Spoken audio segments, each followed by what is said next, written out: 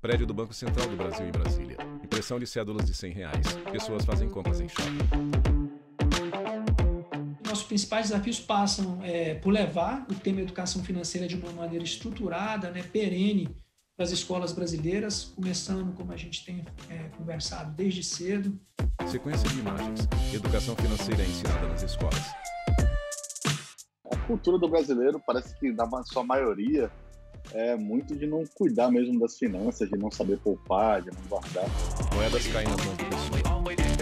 As famílias, no momento em que elas se endividam, e aí elas de fato não conseguem honrar com essas dívidas dentro do prazo, que também é interessante sempre pontuar que ter dívida não significa que você não vá cumprir com o pagamento dessa dívida. Animação. Chuva de maços com notas de R$100 caindo. Elas se amontoam. Vinheta de abertura. Palavra documentário escrita em caixa alta, mostrada em contextos como cubos e ondas por fundos pretos e brancos. Escrito acima, documentário.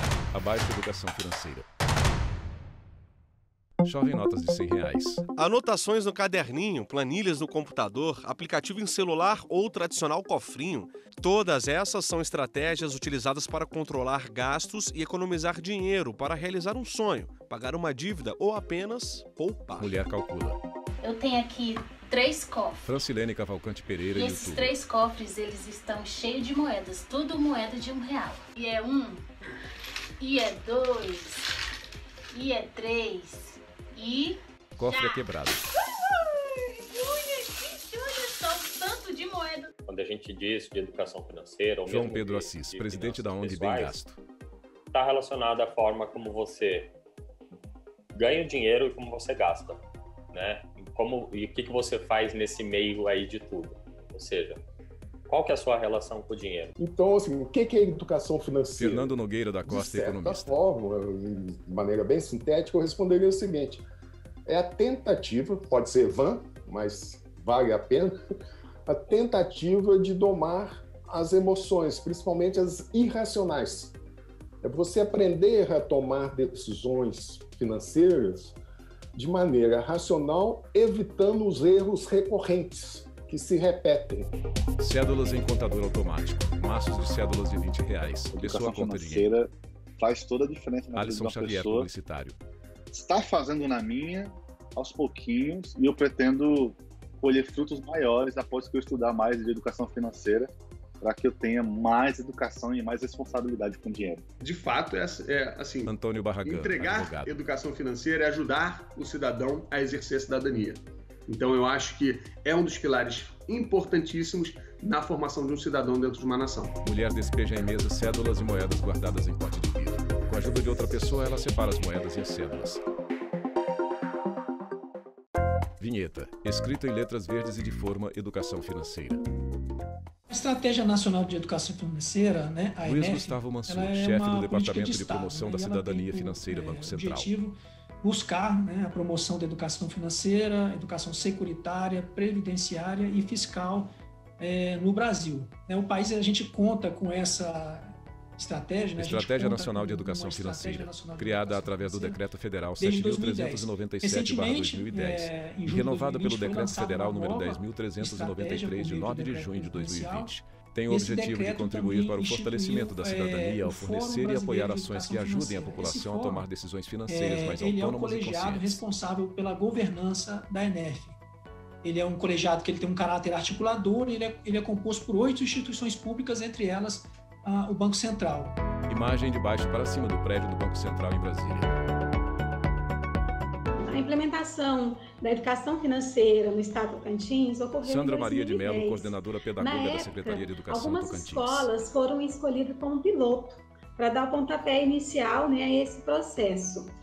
E uma das escolas escolhidas em Araguaína foi o Colégio Estadual Pré-Universitário. Na época eu era coordenadora pedagógica e tive a oportunidade de participar desse início. Poucos professores na época participaram da formação e iniciaram essa proposta em suas aulas do ensino médio.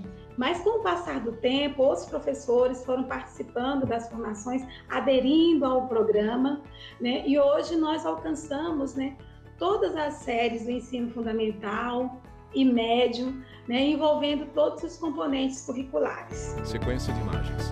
Em diversas escolas, alunos sentados em sala durante as aulas.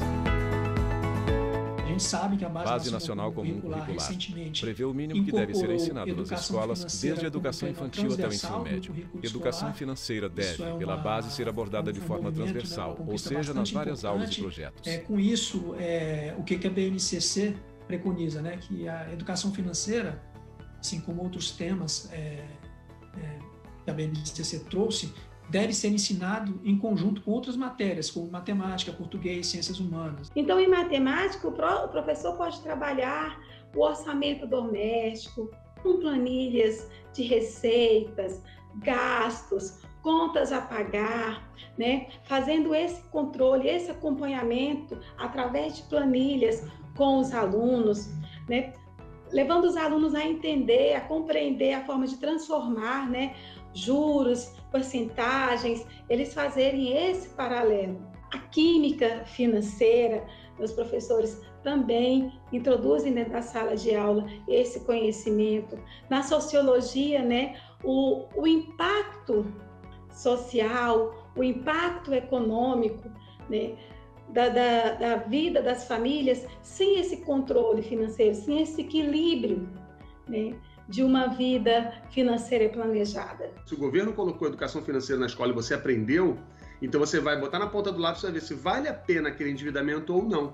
Às vezes vale, às vezes você tem capacidade financeira para isso, às vezes não vale. Então tem que ponderar. Né? Então, assim, eu acho que é muito importante o governo ter tomado essa iniciativa. Claro que já tem bastante tempo, né? Se a gente for olhar para trás, já tem anos que ele tomou essa iniciativa. Então, eu acho muito importante o governo ter tomado a iniciativa, mas mais importante ainda ele implementar, tornar efetiva a iniciativa. O problema do brasileiro, de Caroline modo geral, Lima, juíza do TJDFT. Várias gerações não tiveram educação financeira, né? Nós não aprendemos isso na escola.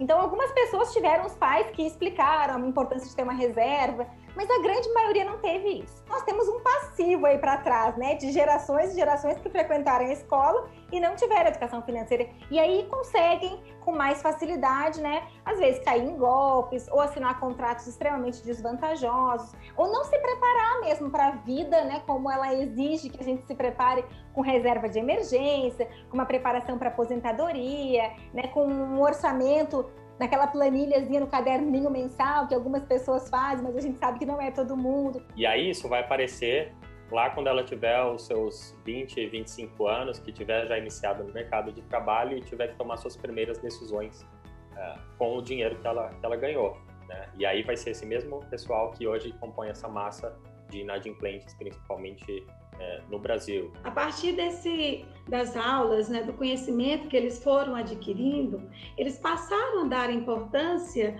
no sentido de controlar mais seus gastos, de poupar o dinheiro, mesmo que seja pouco, mesmo que fosse uma mesada ou aquilo que ele tinha, ele começou a ter essa noção de economizar. Por isso que é importante o papel da educação financeira na escola, no período escolar, porque leva o aluno essa noção, e não só o aluno, como também para a sua família, né? Essa noção de que o dinheiro não pode sair por aí gastando sem um planejamento prévio. Ensinar a educação nas escolas, desde cedo, é muito importante, né? Aquele ditado que a gente conhece, que é de pequeno que se aprende, se aplica também à educação financeira.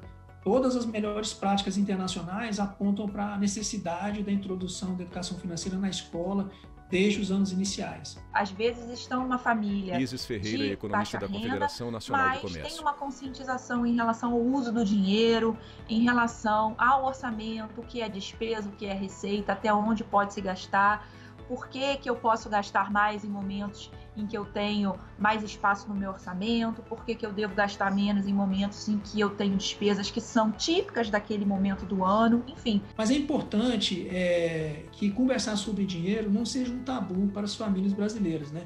A gente sempre, no âmbito da educação financeira, a gente sugere, né, estimula que as famílias conversem com os seus filhos desde cedo, desde pequeno, mesmo às vezes antes de entrar na educação formal, né, em uma escola. Converse sobre dinheiro, sobre a importância de procurar o melhor preço, né? Sobre a importância de não gastar com aquilo que você talvez não esteja precisando naquele momento, né? De poupar, né, para o futuro, né? Muitas vezes cabe, né, para os pais ensinar a criança, se ela quer comprar uma bicicleta nova, por exemplo, né? Vamos fazer uma poupança, planejar, em vez de comprar a bicicleta lá e fazer um financiamento, né, e pagar em parcelas. Eu tinha um raciocínio totalmente nulo. O dinheiro só servia para gastar sem saber, como se ele fosse limitado. E hoje eu começo a pensar que não, eu tenho obrigações, responsabilidades, tenho prazos, algo que eu realmente não lidava também. Eu pagava todos os meus boletos com atraso. Aqueles descontos de pontualidade eu perdia todos. Eu simplesmente pagava quando já estava me cobrando muito. Sabe, tem noção? Uma coisa horrível. E eu não me orgulho disso, mas assim, algo que eu lembro, olho para trás e falo, cara, eu precisei aprender. E hoje eu estou bem melhor em relação a isso e eu pretendo estudar educação financeira, porque eu pretendo deixar um legado melhor para os meus filhos não sofrerem do que eu sofri. Vinheta. Escrito em letras verdes e de forma desequilíbrio financeiro. Uma pessoa passou por uma situação muito grave, né, que é a questão de uma doença na família, teve que fazer um empréstimo para um familiar, ou ela perdeu o emprego, ou ela teve uma questão emocional, né, um luto que tenha gerado um desequilíbrio. Essas questões episódicas, elas podem ser gatilhos de superendividamento. Mas durante esses anos todos que a gente atendeu essas pessoas, nós chegamos à conclusão de que esses casos pontuais, como eu falei, o divórcio, a doença, o luto, né, um desemprego, a perda de salário, não é a maioria dos casos. E aí um segundo ponto, que é a situação do Brasil previdenciária, né, que isso tende a se agravar ainda mais quando a gente pensa numa população que está se envelhecendo.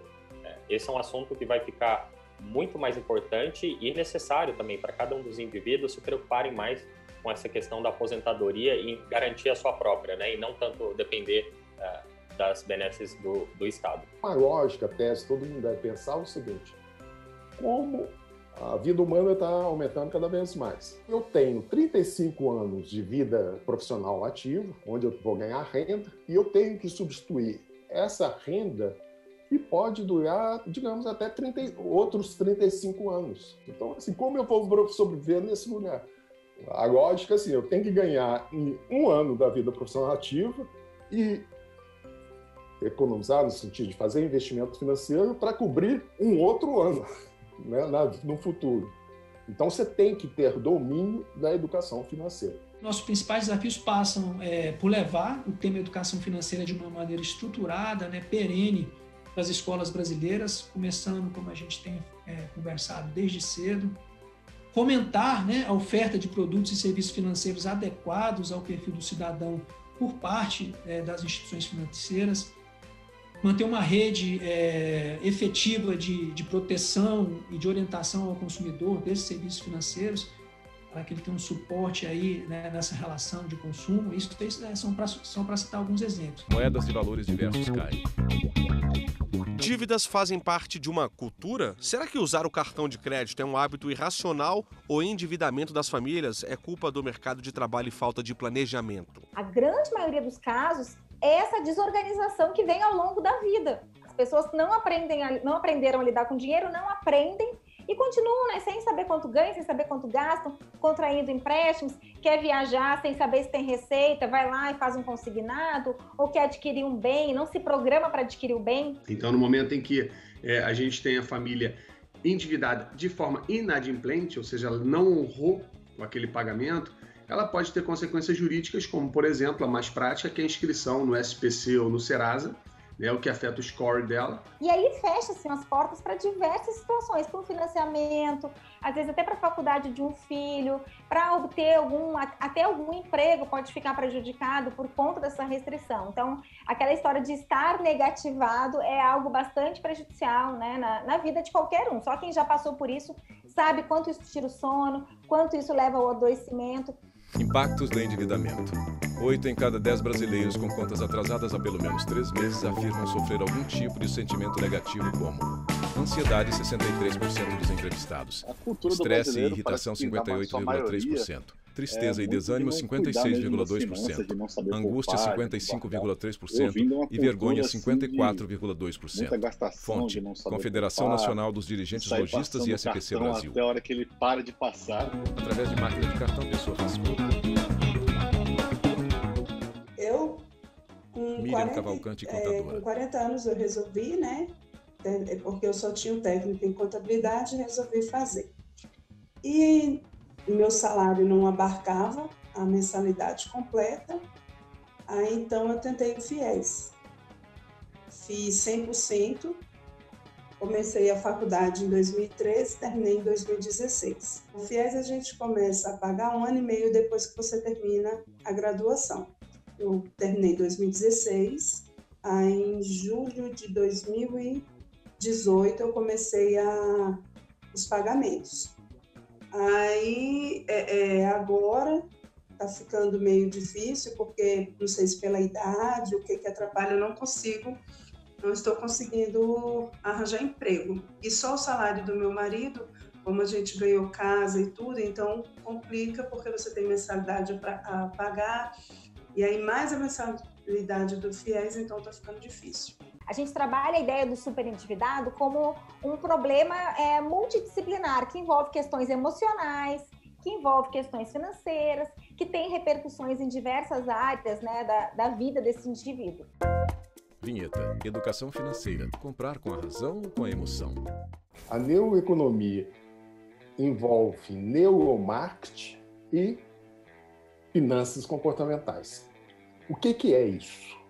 Isso é a aplicação das descobertas das pesquisas da neurociência, que é aquele que pluga o nosso cérebro, né? Faz ressonância magnética, tal, investiga a reação do nosso cérebro às decisões. No caso, decisões econômico-financeiras. E com isso, uma série de emoções que estão envolvidas nas decisões passaram a ser estudadas, sistematizadas. A gente vê muito, por exemplo, de compras impulsivas, né? Que a pessoa acaba descontando no cartão ou em determinadas compras alguma frustração que passou, ou por achar que merece aquilo. Será que realmente faz sentido? Que isso está te fazendo bem, seja mentalmente ou financeiramente também? Então, a gente vai mais para esse lado psicológico da questão e não tanto de matemática, porque ela por si só não resolve, né? E é mais da pessoa começar a refletir nos hábitos que ela tem e se eles são sustentáveis no longo prazo. Então, na verdade, é uma cascata de emoções aí que cai sobre a família. Primeiro, quando ela percebe que está endividada, né? A gente pode usar esse exemplo.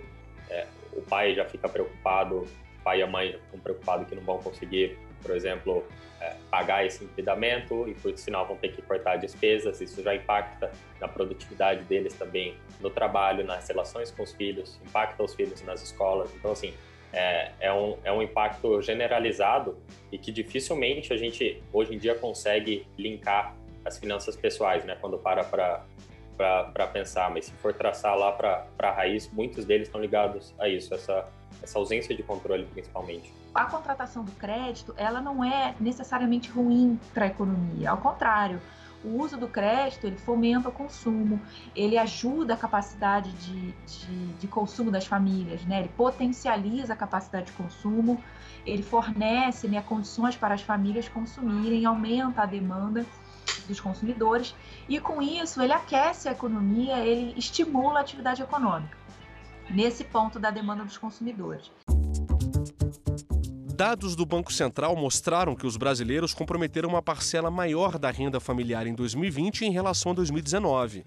Quase 21% da população teve a renda comprometida com empréstimos bancários. O brasileiro, ele tem aquela cultura diferente, que é a cultura do endividamento e não da poupança. Então, quando ele quer adquirir um bem, ele quer trocar de carro, ele quer comprar uma televisão nova, em vez dele juntar o dinheiro mês a mês, chegar na hora e comprar o bem e não ficar com dívida, o brasileiro faz o contrário. Ele primeiro compra o bem e ele financia, parcela e vai pagando ao longo do tempo. Lógico que aqui no Brasil, ainda mais, a gente precisa salientar que temos realidades muito diferentes, que o Brasil é um país muito desigual e que isso acaba dividindo aí a nossa realidade, né? De um lado, a gente tem pessoas que estão mais preocupadas em chegar com aquele dinheiro no final do mês e ter condição de sobreviver, né? Pessoas em extrema pobreza. E do outro lado, a gente tem pessoas que já têm um salário maior e que é aí que recai mais essa questão de controle, né? Porque se uma pessoa com 5 mil está devendo, com 10 mil vai dever, com 20 mil também, entendeu? Então, na verdade, é o comportamento que ela tem com o dinheiro. A gente apura os principais tipos de dívida, né? Dentre as principais modalidades, o cartão de crédito é largamente o mais apontado pelas famílias como principal tipo. A gente encerrou 2020 com 78% das famílias brasileiras endividadas no cartão de crédito. Vale a gente destacar que o cartão de crédito ele é a modalidade mais cara, né? Aquela que apresenta as taxas de juros mais elevadas dentre as modalidades, dentre as principais modalidades. Acumulei essa dívida no banco de 3 mil e pouco e não tinha como pagar. Quando eu me dei conta, eu falei, cara, não tenho como pagar isso tudo de cartão de crédito.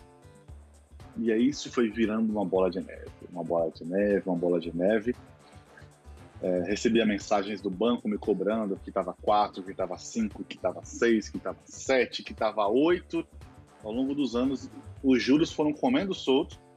E eu simplesmente falei, cara, não tenho condição de pagar, não vou pagar. Não tenho condição, não tenho onde tirar esse dinheiro. Não tinha antes, agora que eu não tenho mesmo. Então, hoje, a gente tem um cenário no Brasil que favorece, de um lado, a pessoa a comprar algo porque os juros são mais baixos, mas ela tem que tomar cuidado com essa armadilha, que os juros são compostos. Então é engraçado que às vezes a pessoa fala, não comprei, tu vou pagar juros de 6% só, mas não são só 6%, são 10%. Entendeu? Esses 10 no outro ano estão virando 12, então é juros sobre juros. Eu acho que o modelo de cartão de crédito induz a perda, induz a esse drama. Por quê? Ele sustenta boa parte do chamado crédito rotativo. Então, conduz com aquela coisa que você chega em qualquer comércio, assim, eu quero pagar à vista. Pagar à vista, pagar a prazo é a mesma coisa. Pô, por que eu vou pagar à vista se eu posso pagar a prazo? Não é? Então, induz você fazer várias compras a prazo, com um preço à vista igual ao preço a prazo, e depois perder as contas e pagar um crédito com juros absurdos. A questão dos juros, tá? Os juros no Brasil, eles acabam sendo juros muito altos. Por quê? Porque você tem, efetivamente, os chamados juros sobre juros, que são juros compostos, tá? Se falarem que são 8% de juros ao ano, juros simples, você vai pagar 8% de juros ao ano, tá? Porque aí não é juros sobre juros, é realmente aquela taxa que foi informada. Tá? Então, no Brasil, como o sistema adota os juros compostos, você acaba tendo juros sobre juros. Então, o 8% ao ano vai virar 14%, enfim, teria que fazer um cálculo dentro da dívida dele para ver, mas não são 8%. Vinheta, educação financeira, o poder da negociação. E aí me ofereceram a proposta de quitar a dívida parcelada, um valor mais reduzido, acho que estava em torno de 5, alguma coisa. Eu falei, cara, eu quero pagar agora essa dívida. Hoje eu tenho um valor para pagar exatamente o que eu devia, a dívida que eu fiz no dia que eu não pude pagar. Que, se não me engano, era 3.400 e alguma coisa. A minha dívida original, sem juros algum.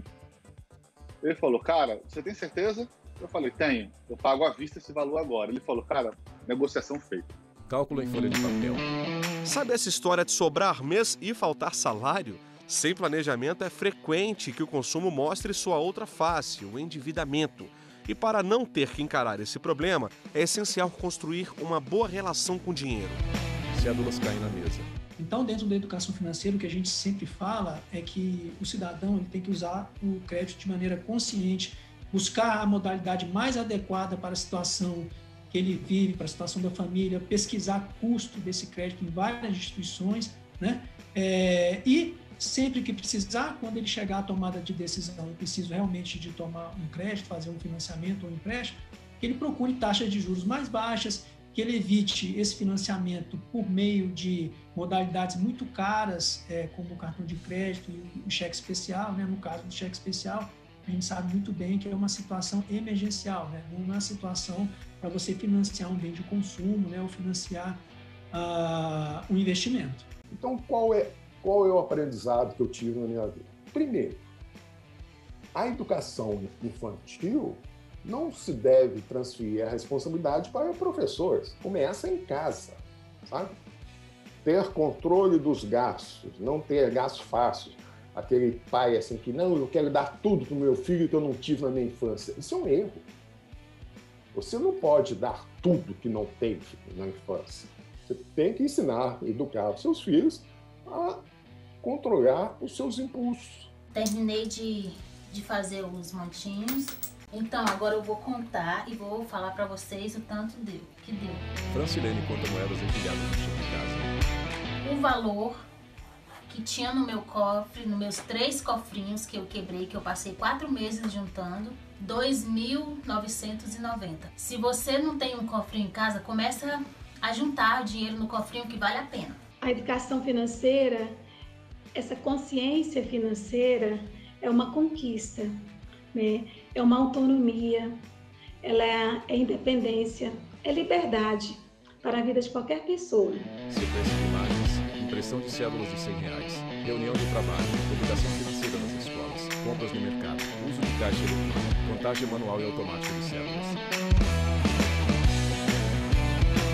Créditos finais, roteiro e edição Flávia Metzger e Jussiane Marcos. Produção Bárbara Delicado, assistente de produção Ana Rita Almeida e Luciana Oliveira. Direção de fotografia Diogo Ramos, imagens Lúcio.